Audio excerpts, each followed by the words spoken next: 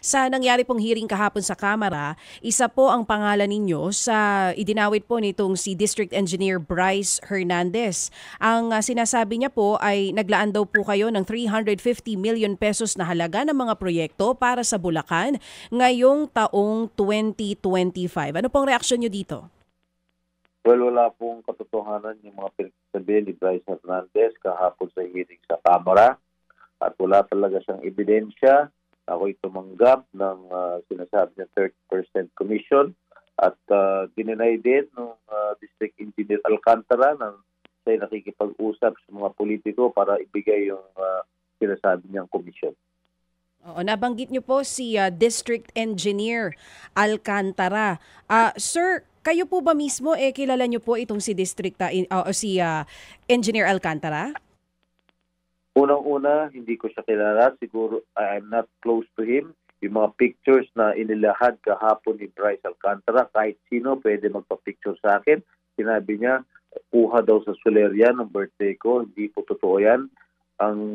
Yung suot kong, naalala ko, yung suot ko nung birthday ko ay naka-coat po ako, hindi po ako nakapulang jacket. Oo. So yung litrato na yun, sir, kung hindi po iyon sa Soler, naalala niyo po ba kung saan po ito kuha? Hindi ko na talaga maalala yun sa dami ng mga events na aking dinaluhan. Oo. Sinabi nyo nga po rin kahapon yan sa press con and even now, sinasabi nyo ngayon, hindi nyo nga po ito personal na kilala. Ito pong si D.E. Henry Alcantara.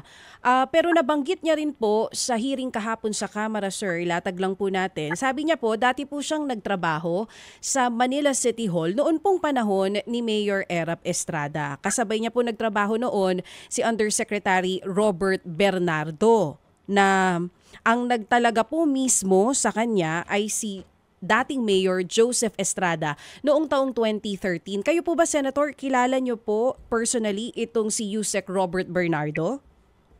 Kilala ko yan personally. Tama yun. Siya yung naging city engineer nung panahon ng aking ama nung siya yung mayor ng City of Manila. And even nung time na yon, hindi po kayo nagkadaupang palad nitong si D.E. Alcantara?